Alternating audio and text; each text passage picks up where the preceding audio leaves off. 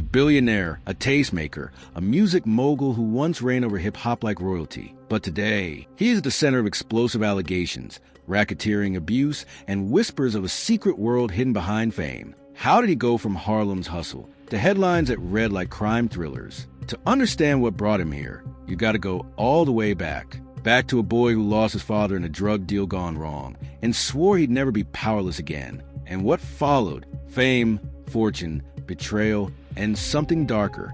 Sean John Combs was born in 1969, Harlem, New York. His father, Melvin, was deep in the underground scene, tied to the infamous Frank Lucas empire. When Sean was just 2, Melvin was gunned down in a drug deal gone sideways. He slipped into a coma and never made it out. That trauma lit a fuse. With his father gone, Sean was raised by his mother, Janice, a model-turned-teacher's aide who worked 4 jobs just to keep the lights on. She didn't just raise him, she built him. Combs would later say his parents were the fly guy and fly girl of the neighborhood, stylish, ambitious, magnetic. But what really shaped him was survival. Before most kids had a paper route, Sean was running 6. He danced in music videos, played football. But behind it all, his eyes were on the prize, fame, money, legacy, and he was willing to outwork everyone to get it. But the streets of Harlem were only the beginning. At 18, he enrolled at Howard University, officially to study business. Unofficially,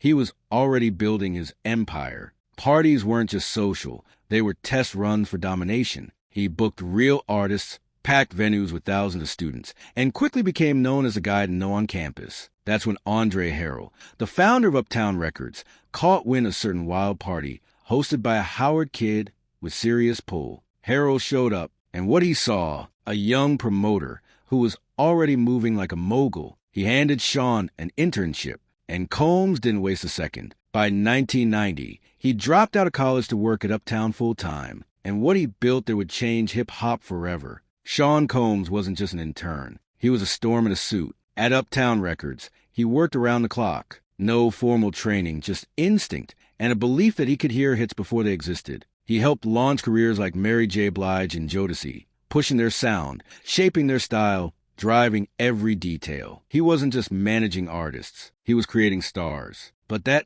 hunger didn't sit well with everyone. Behind the scenes, Combs clashed with founder Andre Harrell. He wanted control. He wanted credit. And eventually, he wanted out. In 1993, Harrell fired him. On the surface, it looked like a loss, but in Combs' world, setbacks were fuel. As Harrell famously said later, "I fired him to make him rich." And that's exactly what happened. Just months after getting fired, Combs launched Bad Boy Records. He didn't waste time. His first move? Bringing over a Brooklyn kid named Christopher Wallace, better known as a notorious B.I.G. What followed was a cultural takeover. In 1994, Craig Mack dropped Flavor in Your Ear. Then Biggie's Ready to Die exploded onto the scene. And by 1997, Combs stepped out from behind the curtain with his own album, No Way Out, featuring the smash hit, I'll Be Missing You, a tribute to his slain friend Biggie.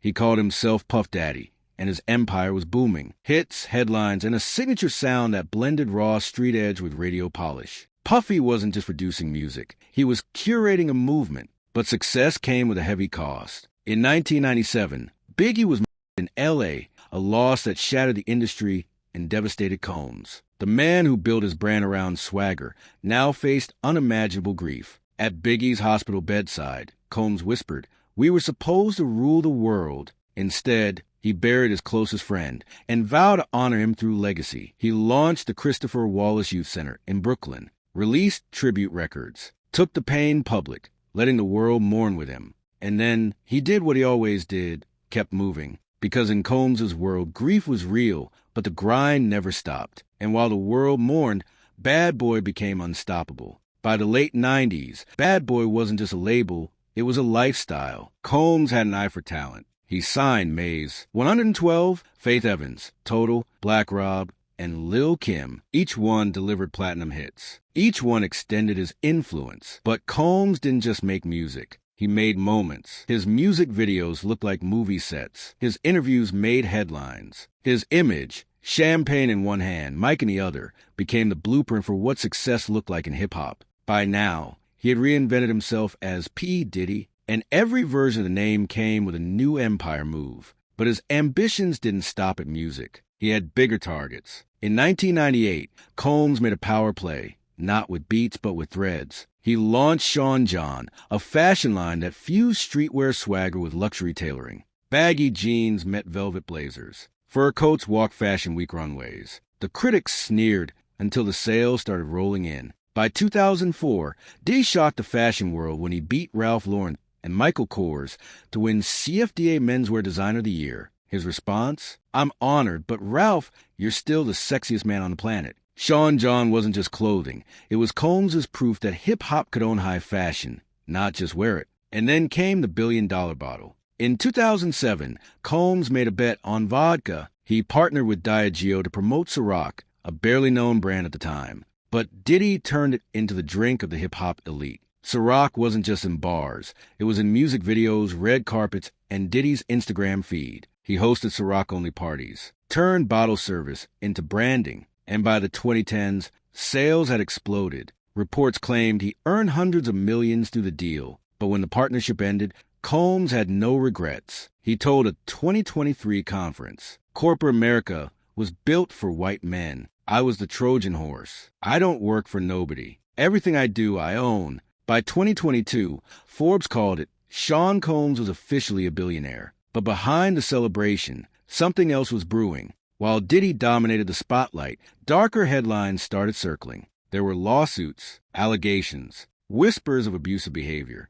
A long relationship with singer Cassie ended in chaos, and eventually, legal action. In 2023, she accused him of serious abuse. He denied it. The case settled quickly. Then in 2024, the internet exploded. A leaked video appeared to show Combs striking Cassie in a hotel hallway. Public apology followed. Then came the raids, his home searched by federal agents. And by September, he was formally indicted on charges of racketeering and trafficking. He called the accusations ridiculous. His lawyers claimed it was a hit job, politically motivated, rooted in lies. But the damage was done. And suddenly, the man who built his legacy on spectacle was caught in one. And what happened next would shock even his oldest fans. Diddy didn't just build brands, he built people. From Mary J. Blige to Faith Evans Mays to Donny Kane, almost every artist who passed through Bad Boy called him Puffy or Daddy. To many, he was more than a label boss. He was a mentor,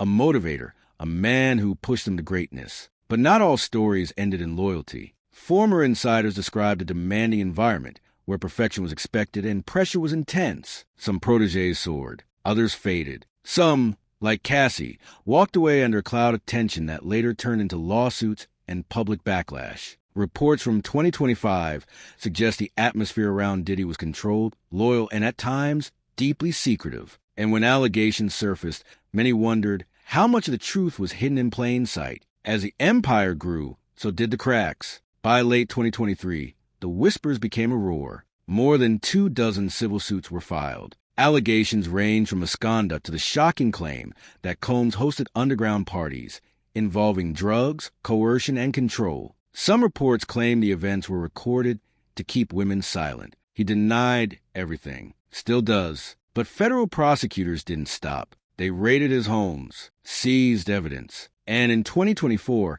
he was indicted on multiple federal charges tied to trafficking and organized abuse. His legal team pushed back, saying the allegations were false, the relationships consensual, and the narrative driven by vendettas. Media outlets called it the fall of Diddy. But was it? Or was this the part of the story where the mask cracks, and we see the man behind the mogul? Now 55, Sean Combs stands at a crossroads. For decades, he defined what success looked like for a black man in America: flashy, fearless, and self-made. He turned parties into power, fashion into business, pain into platinum. But the same public that once celebrated him is now asking deeper questions. Was it all built on talent or fear? Was he a genius or a manipulator, a visionary, or just another powerful man accused of using his influence to control others? His honorary doctorate was stripped. Brands began distancing themselves, and even longtime allies fell silent. What remains is a tension between two realities, Diddy the legend and Diddy the accused. And that's what makes his story so magnetic and so disturbing. From Harlem to Hollywood, from Uptown Records to billion-dollar deals, From bad boy to the courtroom, Sean Diddy Combs has lived many lives. Each reinvention came with more fame, more money, more mystery. But now, the reinvention has stopped, and the world is watching. The question is no longer, can he stay on top? It's, what was he hiding all along? This isn't just a fall from grace. It's a reckoning. And the story of Sean Combs? It's still being written, in headlines, in courtrooms, and in the memories of those who knew the man behind the brand.